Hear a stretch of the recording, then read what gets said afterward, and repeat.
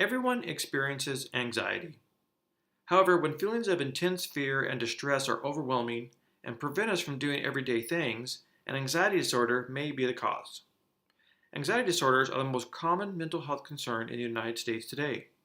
An estimated 40 million adults in the US, or 18%, have an anxiety disorder.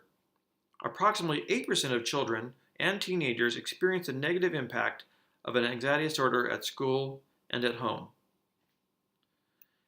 And just like any mental illness, people with anxiety disorders experience symptoms differently. But for most people, anxiety changes how they function day to day. People can experience one or more of the following symptoms. Mental and emotional symptoms include feelings of apprehension or dread, being tense or jumpy, restlessness or irritable, anticipating the worst and being watchful for signs of danger, feeling like something bad is going to happen, and even a constant sense of terror and worry. Physical symptoms include pounding or racing heart and shortness of breath, upset stomach, sweating, tremors and twitches, headaches, fatigue, and insomnia, upset stomach, and a feeling of frequent need for urination or even experiencing diarrhea. Different anxiety disorders have various symptoms. This also means that each type of anxiety disorder has its own form of treatment. The most common anxiety disorders include panic disorder, characterized by panic attacks, sudden feelings of terror, sometimes striking repeatedly and without warning. Often mistaken for a heart attack, a panic attack can cause powerful physical symptoms including chest pain, heart palpitations, dizziness, shortness of breath, and stomach upset. A phobia. Most people with specific phobias have several triggers. To avoid panicking, someone with specific phobias will work hard to avoid their triggers. Depending on the type and number of triggers, this fear and the attempt to control it can seem to take over a person's life. Generalized anxiety disorder, or GAD. GAD produces chronic, exaggerated worrying about everyday life. This can consume hours each day, making it hard to concentrate or finish routine daily tasks. A person with GAD may become exhausted by worry and experience headaches, tension, or nausea. Social anxiety disorder.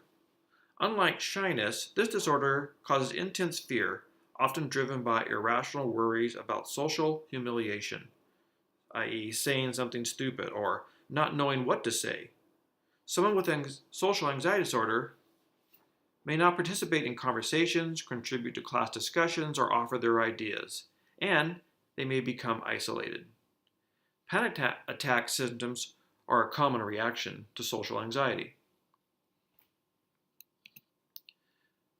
There are various causes behind anxiety disorders. Scientists believe that many factors can contribute to anxiety disorder. One area is genetics. Some families will have a higher than average number of members experiencing anxiety issues, and studies support the evidence that anxiety disorders do run in families. This can be a factor in someone developing an anxiety disorder. The other is stress. A stressful or traumatic situation, such as abuse, death of a loved one, violence, or prolonged illness, is often linked to the development of an anxiety disorder.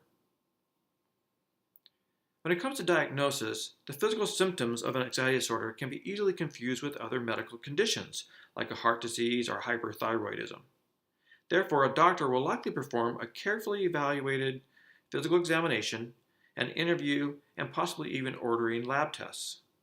After ruling out a medical illness, the doctor may recommend a person see a mental health professional to make a diagnosis. Treatment. As each anxiety disorder has a different set of symptoms, the types of treatment that a mental health professional may suggest can also vary. But here are some common types of treatment that are often used. Medications, including anti-anxiety medications and antidepressants. Complementary health approaches, including learning stress and relaxation techniques. Offering education on understanding what is an anxiety disorder and the common ways for dealing with it. Why does it occur? What happens in the body and the brain? Cognitive behavior therapy is a very common form of treatment for anxiety disorders. In addition, a doctor might recommend various health treatments or health coaching that will look at areas of nutrition, exercise, sleep, and general lifestyle choices that might involve the reduction of things like alcohol, smoking, etc.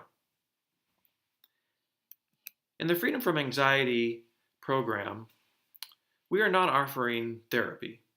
This program in its entirety is purely educational.